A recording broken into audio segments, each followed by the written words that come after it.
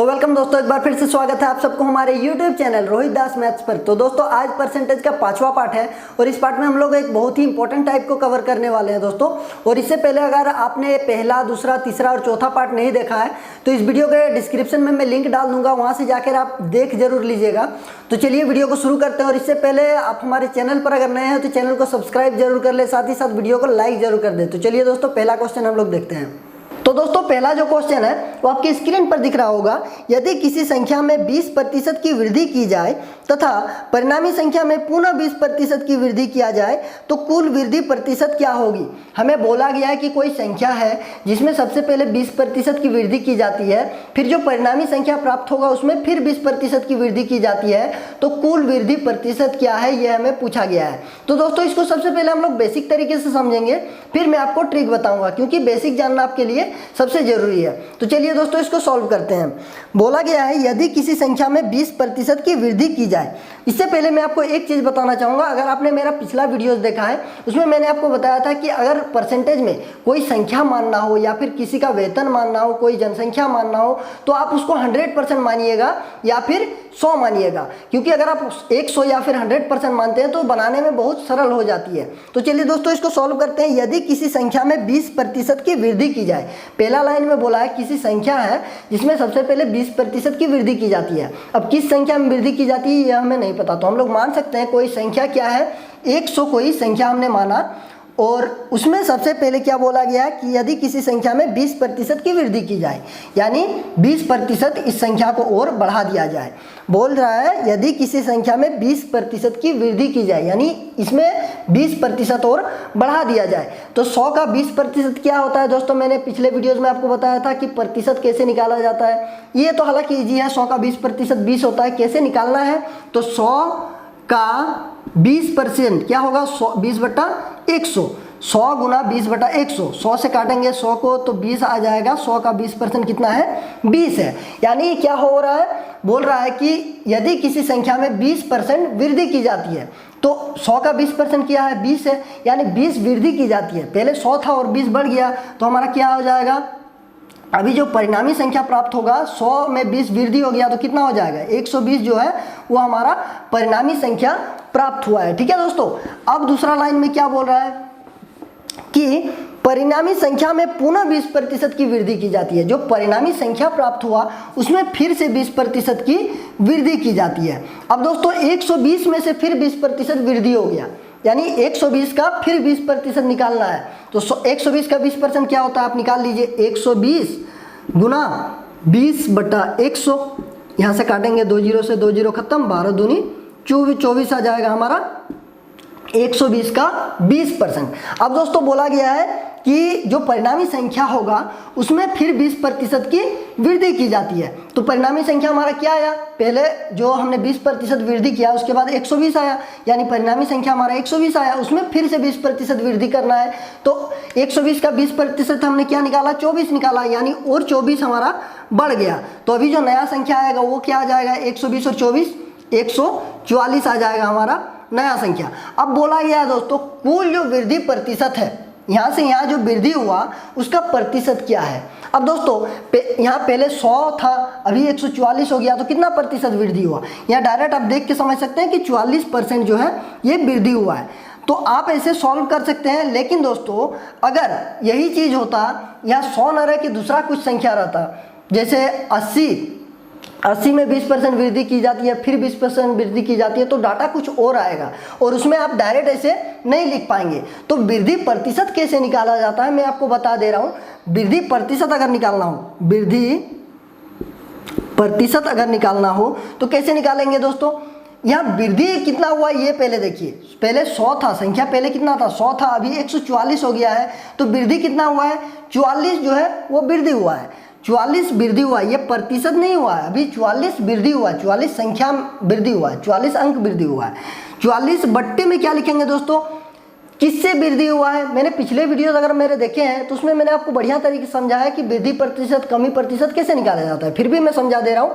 वृद्धि प्रतिशत बराबर क्या होगा कि कितना वृद्धि हुआ है उसको लिखना ऊपर, फिर किसमें से वृद्धि हुआ है, तो 100 में से वृद्धि हुआ है, नीचे में लिखना है 100, और गुना में प्रतिशत को बदलने के लिए गुना 100 करेंगे। यहाँ से 100 खत्म, तो हमारा आ गया है 44% जो है वो वृद्धि परसेंट हमारा निकल के आ चुका है। ये चीज़ मैंने आपको क्यों बताया दोस्तों, क्योंकि ये डाटा अगर अलग होती, मैं आपको समझा रहा हूँ, यहाँ समझिएगा, चीज़ों को समझना बहुत ज़रूरी है।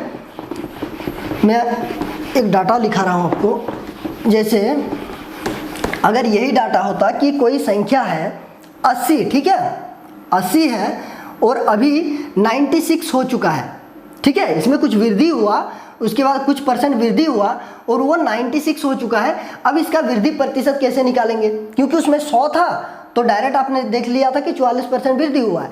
इसमें 80 था, 80 है और अभी 96 हो चुका है, तो कितना प्रतिशत का वृद्धि हुआ है ये अगर हमें निकालना हो तो कैसे निकालेंगे। तो दोस्तों वृद्धि प्रतिशत मैंने आपको क्या बताया, यहाँ सबसे पहले देखिए कि वृद्धि कितना का हुआ है। तो अगर वृद्धि देखेंगे तो 16 का वृद्धि हुआ है। ये 16% अगर लिख देंगे तो ये आपका गलत हो जाएगा, ठीक है दोस्तों, क्योंकि 16% का वृद्धि नहीं हुआ है, 16 संख्या का वृद्धि हुआ है। अब प्रतिशत कैसे निकालना है मैं आपको बता रहा हूँ यहाँ कि अगर प्रतिशत निकालना हो कि कितना प्रतिशत वृद्धि हुआ है, वृद्धि प्रतिशत अगर निकालना हो, वृद्धि प्रतिशत तो कैसे निकालेंगे। पहले देखिए कि वृद्धि कितना का हुआ है, तो देखिएगा तो 16 का वृद्धि हुआ है और किससे वृद्धि हुआ, तो 80 से वृद्धि हुआ। नीचे में लिखेंगे 80 और गुना में 100 प्रतिशत में बदलने के लिए आप 16 पंचे 80, 5 से काटेंगे तो ये 20% का वृद्धि हुआ है, ठीक है। 80 में अगर 20% हम बढ़ाएंगे तो कितना हो जाएगा, 96 हो जाएगा। तो आप समझिए कि मैं आपको बताना क्या चाहता हूँ कि वृद्धि प्रतिशत अगर निकालना हो तो आप इस तरीके से निकालेंगे, ठीक है। अब दोस्तों यही क्वेश्चन, ये तो मैंने आपको समझाने के लिए बताया, क्वेश्चन हमारा अलग था। क्वेश्चन में क्या था कि यदि किसी संख्या में 20% की वृद्धि की जाए, पुनः फिर उसमें जो परिणामी संख्या आएगा उसमें फिर से 20% की वृद्धि किया जाए तो कुल वृद्धि प्रतिशत क्या होगा। अगर आपको इसको सिर्फ एक लाइन में बनाना हो तो आप कैसे बनाइएगा, मैं आपको बता रहा हूँ।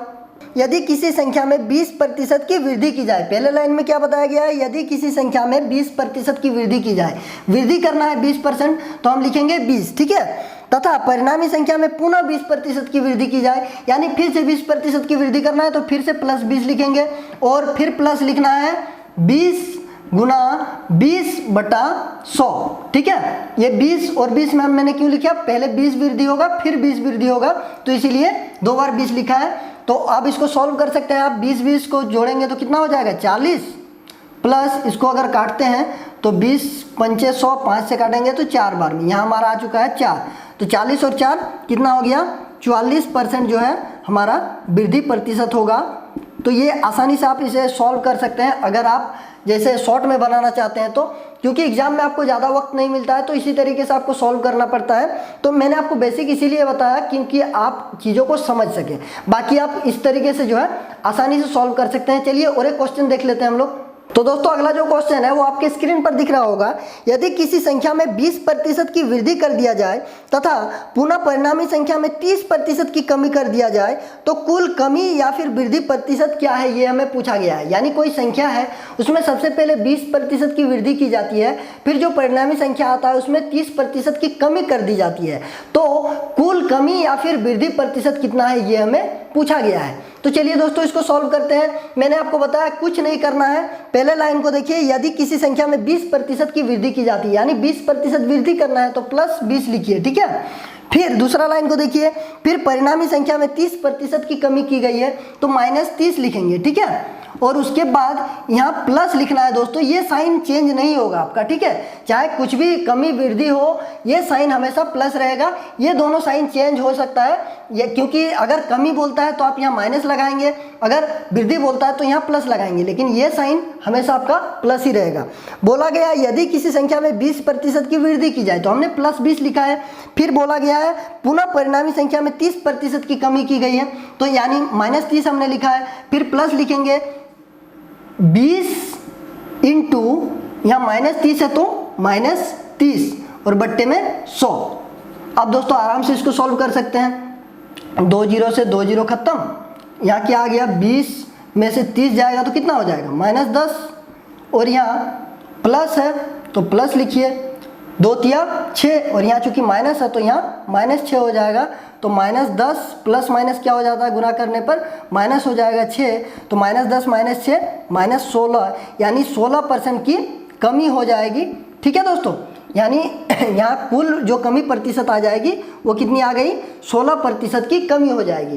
दोस्तों ये फॉर्मूला मैं आपको दोबारा से लिखा दे रहा हूँ, क्या करना है आपको, यानी यदि बोला जाए पहले लाइन में कि किसी संख्या में x% की वृद्धि की गई है तो क्या लिखेंगे, प्लस x लिखेंगे, और ये प्लस लिखा नहीं जाता इसीलिए मैंने प्लस नहीं लिखा, ठीक है। और फिर बोला गया कि माइनस, फिर बोला गया कि कमी की जाती है, y% की कमी की जाती है तो -y% लिखेंगे, और फिर ये साइन चेंज नहीं होगा, ठीक है, ये प्लस ही रहेगा, और उसके बाद x इंटू -y/100 हो जाएगा।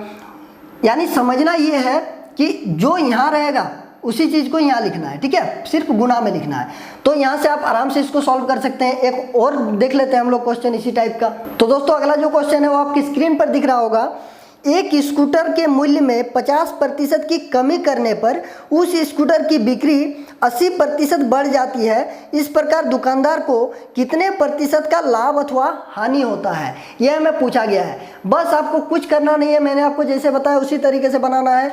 एक स्कूटर के मूल्य में पहले 50% की कमी होती है तो आप लिखिए -50, फिर उसकी बिक्री जो है कितनी प्रतिशत बढ़ जाती है, तो 80% बढ़ जाती है, तो प्लस 80 लिखिए, और उसके बाद प्लस में फिर -50 इंटू 80 और बट्टा में 100। अब इसको आराम से काट सकते हैं, 2 जीरो से 2 जीरो खत्म, -50 प्लस 80 यहाँ आ जाएगा 30, प्लस में यहाँ कितना है 5 अट्ठे 40 यानी -40। अब दोस्तों 30 हो जाएगा, फिर प्लस माइनस -40, 30 में से 40 जाएगा तो -10, यानी 10% की क्या हो गई, कमी हो चुकी है, ठीक है। उस दुकानदार की बिक्री में 10% की कमी हो जाएगी, उसको 10% का घाटा हो जाएगा, ठीक है। चलिए अगले क्वेश्चन की ओर हम लोग बढ़ते हैं। तो दोस्तों अगला जो क्वेश्चन है वो आपकी स्क्रीन पर दिख रहा होगा। एक आयत की लंबाई में 10% की वृद्धि तथा चौड़ाई में 10% की कमी कर दिया जाए तो इसके क्षेत्रफल में कितने प्रतिशत की कमी अथवा वृद्धि होगी। एक आयत है जिसकी लंबाई में 10% की वृद्धि की जाती है और चौड़ाई में 10% की कमी कर दी जाती है, तो उसके पूरे क्षेत्रफल में कितने प्रतिशत की कमी या फिर वृद्धि होगी, ये हमें पूछा गया। आपको करना कुछ नहीं है, बस मैंने आपको जैसे बताया कि पहले उसकी लंबाई में 10% की वृद्धि की गई है तो +10 लिखिए, फिर उसकी चौड़ाई में जो है 10% की कमी की गई है तो -10 लिखिए, फिर यहाँ प्लस लिखना है। दोस्तों ये साइन आपका चेंज नहीं होगा, आप चाहे कुछ भी हो जाए। तो उसके बाद क्या लिखना है, यहाँ 10 है तो 10, और गुना में यहाँ -10 है तो -10 और बट्टे में 100। अब दोस्तों इसको आराम से सॉल्व कर सकते हैं, 2 जीरो से 2 जीरो खत्म, यहाँ से 10 में से 10 जाएगा तो हमारा आ जाएगा 0, और प्लस है, फिर 1 को 1 से गुना करेंगे तो क्या हो जाएगा, 1 ही होगा, और चूंकि यहाँ माइनस है तो -1। अब दोस्तों इसको सॉल्व करेंगे तो -1 यानी 1% की जो है वो कमी हो जाएगी, 1% की कमी हो जाएगी, ठीक है। उसके पूरे क्षेत्रफल में 1% की कमी हो जाएगी। आप इसको आराम से सॉल्व कर सकते हैं। चलिए और एक क्वेश्चन देख लेते हैं हम लोग। तो दोस्तों लास्ट जो क्वेश्चन है, किसी वर्ग की भुजा में 25% की वृद्धि कर दिया जाए तो उसके क्षेत्रफल में कितने प्रतिशत की वृद्धि अथवा कमी होगी। दोस्तों कोई वर्ग है जिसकी भुजा में 25% की वृद्धि की गई है तो उसके क्षेत्रफल पर कितने प्रतिशत की कमी या वृद्धि होगी, ये हमें पूछा गया है। लेकिन दोस्तों एक चीज़ ध्यान रखना, जितने भी हमने पिछले क्वेश्चन बनाए थे उसमें सारे में 2 डाटा दिया हुआ था, इसमें सिर्फ 1 डाटा दिया गया है। इसमें बोला गया किसी वर्ग की भुजा में 25% की वृद्धि की जाती है तो उसके क्षेत्रफल पर क्या प्रभाव पड़ेगा, यानी क्षेत्रफल में कमी या फिर वृद्धि होगी, वह हमें पूछा गया है। लेकिन दोस्तों ध्यान रखना है कि वर्ग का क्षेत्रफल जो होता है वो भुजा स्क्वायर होता है, यानी भुजा को हम लोग 2 बार लिखेंगे। एक बार में आपका बताया गया है कि भुजा में 25% की वृद्धि की गई है, फिर से 25% की हमें वृद्धि करना है। तो क्या हो जाएगा, पहले 25 की वृद्धि करनी है, लिखिए 25, फिर से 25% की वृद्धि तो फिर 25, और फिर करेंगे प्लस 25 इंटू 25/100। अब दोस्तों इसको आराम से सॉल्व कर सकते हैं। 25 और 25 50 हो गया, यहाँ से काटेंगे तो 25 4 बार में, तो यहाँ से हो गया प्लस 25/4। और दोस्तों इसको आप आराम से सॉल्व कर सकते हैं। इसको अगर सॉल्व करेंगे तो कितना आ जाएगा, हमारा 56.25% आ जाएगा, ठीक है। ये वृद्धि हुआ है, क्योंकि दोस्तों आपको वृद्धि और कमी कैसे पहचानना है ये मैं आपको बता दे रहा हूँ कि अगर ये पॉजिटिव में आएगा, अगर ये प्लस में आएगा तो हमारा वृद्धि होगा, और अगर माइनस में आएगा तो वो कमी में होगा, उसमें कमी हो जाएगी।